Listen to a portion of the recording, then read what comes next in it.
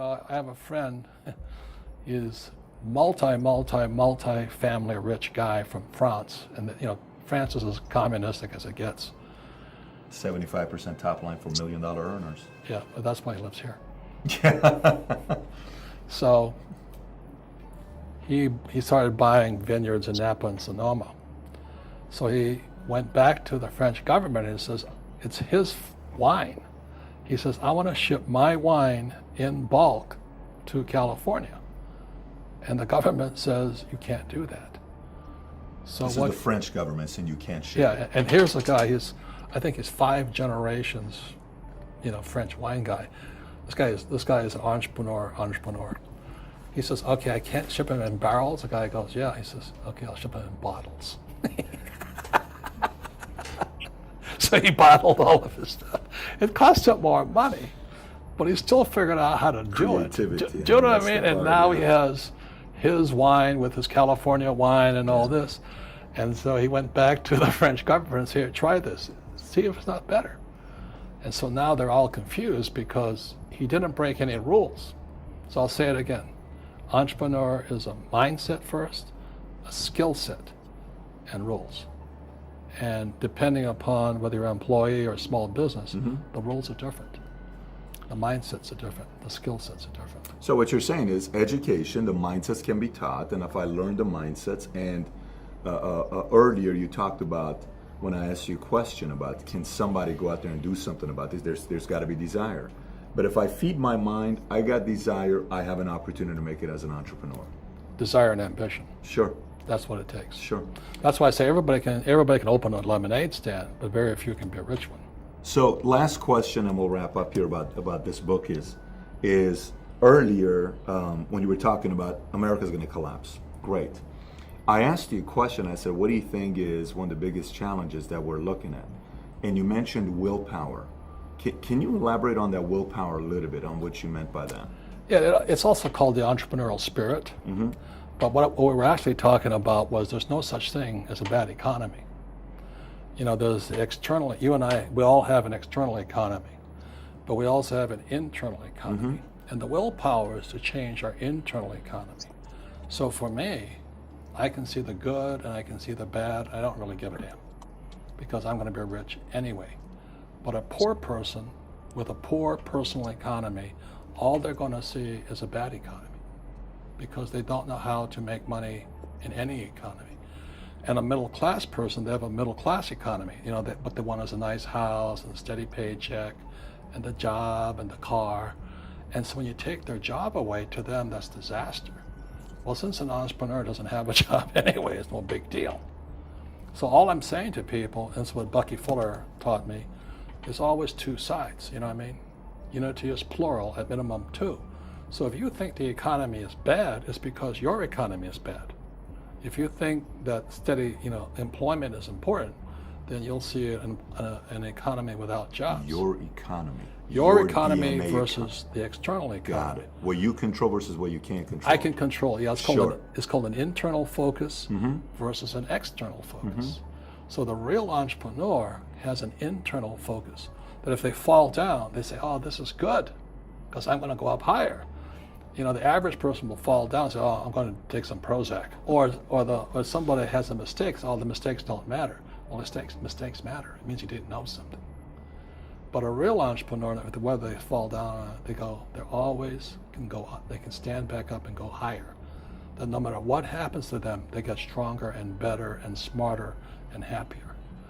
But a person with a weak internal mindset is that they're so afraid of what happens, it generally happens. Like, people who are afraid of losing their jobs, they generally lose their jobs. You know what I mean? Yeah, no doubt. So everything comes through you. Yeah, so the entrepreneur first job is to control inside here, not outside there. So I'm right now, 6 of us, everybody that's here right now, we're living in an RV for the next 30 days. We're going to 35 states, 10,000 miles, and we're encouraging people to consider becoming entrepreneurs. What could you say, if you could say one thing to somebody who's never been an entrepreneur and they're thinking about making the leap of faith into becoming an entrepreneur, what could you tell them? Well, I'll just tell them the same thing that happened to me. My last paycheck, I still remember it clearly. It was one of the worst and the best days of my life. And I was in Puerto Rico. I was working for Xerox, and my boss gave me my last. It wasn't a paycheck; it was a bonus check. I think it was about $30,000, taxable. It's the only problem with that. So I got this check, and I went, "Holy mackerel!" You know what I mean? So I was excited, but I was also disturbed. And so this other guy comes up to me. His name was John, and John says to me, he says, "You're going to be back." I said, "Why?" He says, "Because you're going to fail." I looked at him and said, "Look," few expletive words, because that's what he did. He left Xerox, failed, and he came back. And I said, "Look, you failed and you came back, but I'm going to fail and I'm never coming back." And that's the attitude. Do you know what I mean? Absolutely. If you say, "Well, if I fail, I'll go back to mommy and daddy," then that's what you'll do. So if you fail, that's when I became an entrepreneur, because I had no money. I had no money for years. You know, I didn't have a paycheck. But that's what my rich dad encouraged me to do. He says, when you don't have this paycheck, you get hungrier, smarter, and it's a test of your character. Will you become a crook? Will you become dishonest? Will you cheat and steal?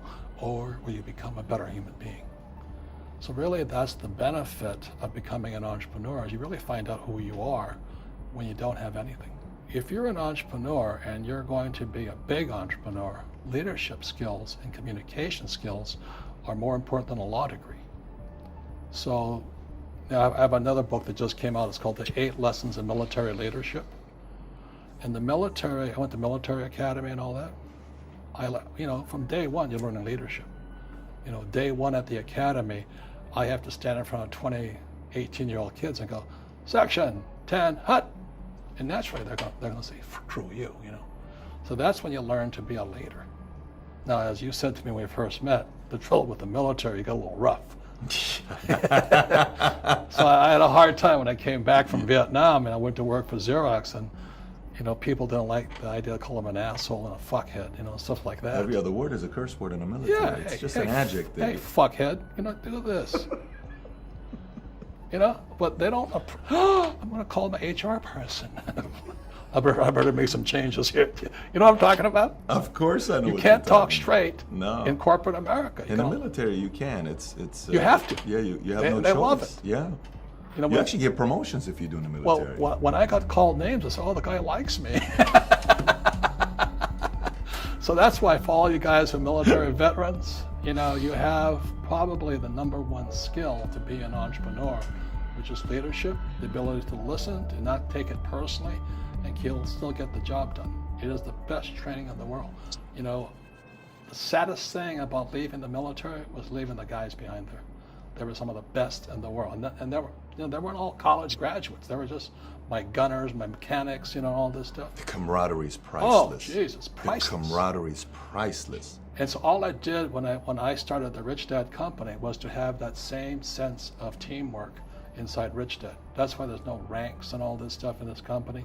Everybody gets to say what they want to say. People are free to do what they want. I stay out of their way, and we get the job done. That's amazing. And I look at this, international influence, the cash flow quadrant game, which I remember vividly buying it the first time back in 1999 or 2000. My sister and her husband, they have a family night. I don't know what the night is. I think it's Friday night they have a family night. And they sit there, 6-year-old niece, 7-year-old niece, and 6-year-old nephew. They play the game regularly at that age. Well, let me ask you how to a do thing. that. What's going to happen to that 6-year-old in 10 years? Complete different mindset. Complete different mindset. It's a shift in mindset, Yeah. the way they're going to think. And that's why my rich dad never gave me a paycheck. He says, the moment you take that paycheck, you're an employee. You've got to be stronger than that. It's about inside control. So just so you know, I can sit here for 4, 5, 6 hours with you and talk, and I will enjoy every second of it.